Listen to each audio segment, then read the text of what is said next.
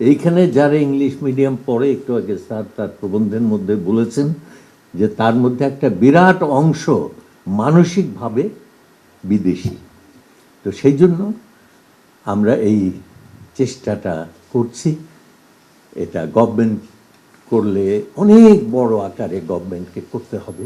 আমি জানি না আমাদের শিক্ষকরা মাঝখানে এই একটা নৈরাজ্যপূর্ণ পরিস্থিতির মধ্যে পড়ে আস্তে আস্তে আস্তে আস্তে যেভাবে ধ্বংস হয়েছে, এই শিক্ষক সমাজকে আবার উঠিয়ে আনতে আমাদের এক স্যার ছিলেন, আমি মাঝে মাঝে গল্পটা বলি।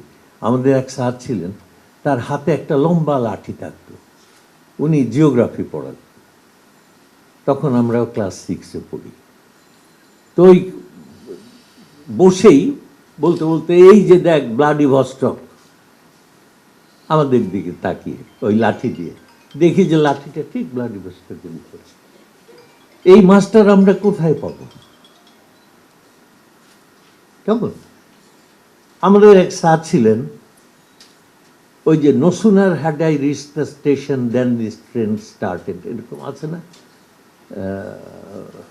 মাহফুজ তো এটার ওস্তাদ। হ্যাঁ, no sooner had I reach the station then the train started. তা আমি দেন ওটা পড়তে গিয়ে মুখস্থ করার সময়, আমাদের সময়ে মুখস্থ 4টা বই আমরা মুখস্থ করেছিলাম। না 4টা না, 5টা, ক্লাস 6, 7, 8, 9, 10, এই 5টা বছরে 5টা ট্রান্সলেশন বই, গ্রামারের সঙ্গে ছোট ছোট করে গ্রামারের নিয়মগুলো আর ট্রান্সলেশন মুখস্থ। তো তার ফলে এক ধরনের ইংরেজি শেখাও হয়ে গেছে আমাদের মোটামুটি।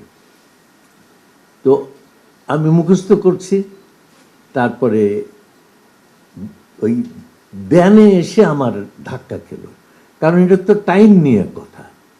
স্টেশনে পৌঁছতে না পৌঁছিতে ট্রেন ছাড়িয়া গেল, এটা তো টাইমের কথা। আমি ভাবলাম যে বোধহয় দেন হবে, হ্যাঁ, বানান ভুলে ওটা দেন হয়ে গেছে। আমি বলে ফেলেছি দেন দিস ট্রেন স্টার্টেড। স্যার আমাকে তার পাশে 1 ঘন্টা নির্ধারণ করে রাখে। কেমন? মানে কি পারফেকশনের অ্যাটিটিউড, আমি এইটুকু বলতে চাই শুধু। তো যা হোক, সেই মাস্টার ফেরত আনা, গভর্নমেন্টের মধ্যে সেই উচ্চ মানের আসা, কি বলবো, একটা ডিসিপ্লিন বা একটা রিয়াল গভর্নমেন্ট আবার ফিরে আসা, এটা কবে আসবে জানি না। এর মধ্যে কি আমরা বসে থাকব? যার যা কি আছে তাই নিয়ে শত্রুর মোকাবেলা করতে হবে। আমি বিশ্বাস করি এটাতে, আমি এইটুকু পারি। হ্যাঁ, ওই যে একটা কবিতা আছে রবীন্দ্রনাথের, যে সূর্য ডুবে যাচ্ছে, সারা পৃথিবীকে এসে আলো করে রেখেছিল, এখন ডুবে যাচ্ছে, এখন অন্ধকারের মধ্যে তলিয়ে যাবে সব কিছু। তখন সূর্য জিজ্ঞেস করছে যে কে লইবে মোর কার্য, এই যে আমি আলোকিত করে রেখেছিলাম পৃথিবীকে, এই দায়িত্ব এখন কে নেবে? কে লইবে মোর কার্য? কহে সন্ধ্যা রবি, শুনিয়া জগৎ রহে নিরুত্তর ছবি। কেউ কোনো উত্তর দেয়। এত বড় আলো করে রাখবো আমি কি? আমরা কি পারবো? আমরা যেরকম, স্যার আমি কি পারবো? এই ছাত্রদের কাছ থেকে অনেক সময় আমি এই কথা শুনি, হ্যাঁ স্যার যা অন্ধকার না। হ্যাঁ, আমি একজনকে বলেছি যে তুমি একটু মেয়রের কাছে এই চিঠিটা দিয়ে এসো। স্যার আমি তো মেয়রের অফিস চিনি না স্যার। বলেন, একটা যুবক, তার বয়স 28 বছর, সেই মেয়রের অফিস চেনে না, তার চোখ ছানা বড়া হয়ে গেল। হ্যাঁ, অসম্ভব স্যার, এটা হবে না, পারবো না স্যার, পারে না, পারি না, এই সমস্ত করে। তো যা হোক, ও কে লইবে মোর কার্য, শেষ করি। কে লইবে মোর কার্য কহে সন্ধ্যা রবি, শুনিয়া জগৎ রহে নিরুত্তর ছবি, কিন্তু ওইখানে কোণে একটা মাটির প্রদীপ ছিল, মাটির প্রদীপ ছিল। সে কহিল, স্বামী, আমার যেটুকু সাধ্য করিব তা। আমি আপনার মতে এত সারা পৃথিবীকে আলোকিত করতে পারবো না, কিন্তু আমার যেটুকু ক্ষমতা সেটুকু আমি করব।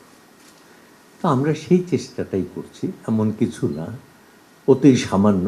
তার মধ্যে আমাদের যে ছেলেমেয়েরা পড়লো, এই যে 2.25 কোটির কথা বললাম, তার মধ্যে 80% মাহফুজা নামের উৎসাহে বাংলাদেশ ছেড়ে চলে গেছে।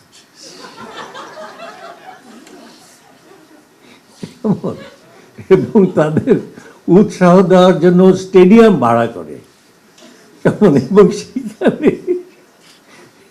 সেইখানে তাদেরকে পুরস্কৃত এবং অভিনন্দিত করা হয়, তোমরা অমুক করছো তমুক করছো। এইখানে যারা ইংলিশ মিডিয়াম পড়ে, একটু আগে স্যার তার প্রবন্ধের মধ্যে বলেছেন যে তার মধ্যে একটা বিরাট অংশ মানসিকভাবে বিদেশি হয়ে বসে আছে। কেমন স্যার বলেছেন যে বাংলাতে ই করতে হবে। এই যে রবীন্দ্রনাথ কোথা থেকে এলেন, কোনো কারণ নাই, কারণ সেই সময় সবাই ইংরেজি। 19th সেঞ্চুরিতে ওই টাইমে প্রতিটা শিক্ষিত বাঙালি মানে ইংরেজি জানা লোক। মাইকেল তো বাংলা ভাষাই জানত। কেমন সেই সময় দেবেন্দ্রনাথ ঠাকুর, রবীন্দ্রনাথের বাবা, বললেন যে বাইরে যা কিছু তোমার খুশি করো, কিন্তু বাড়ির মধ্যে বাংলা ছাড়া অন্য কোনো ভাষায় বলতে পারবে না, লিখতে পারবে না। বাস, এতগুলো ট্যালেন্টেড লোক বেরিয়ে গেল।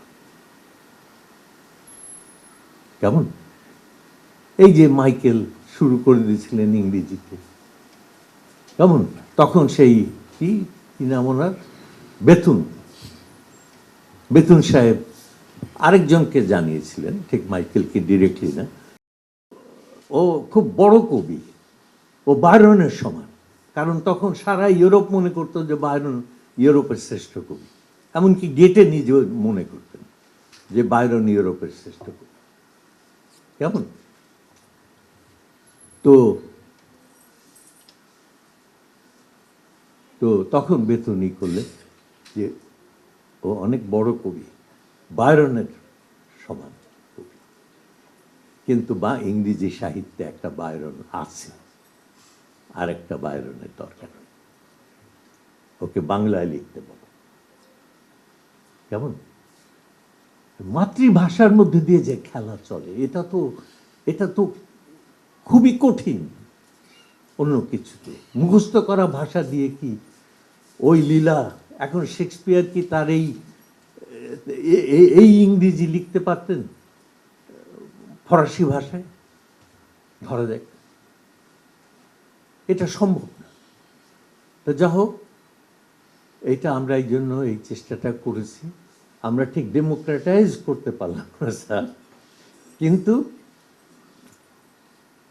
পুরো এডুকেশন সিস্টেমকে এটা আমরা করতে পারলাম না। কিন্তু ওই যে 4 ভাগ যাদের মাথাটা সোজা থাকে, অন্তত তাদের মাথাটা কোনো রকমে ঠিক রাখা যায় কিনা, এই চেষ্টাটা করেছি।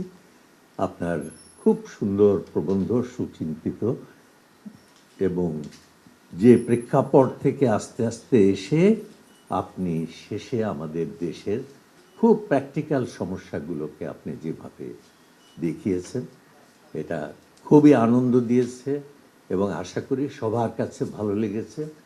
এবং শরীর খারাপ থাকলেও স্যার আমাদের এখানে আসবেন মাঝে মাঝে। আর কিছু না পারি, রুই মাছ ভাজি খাওয়াবো।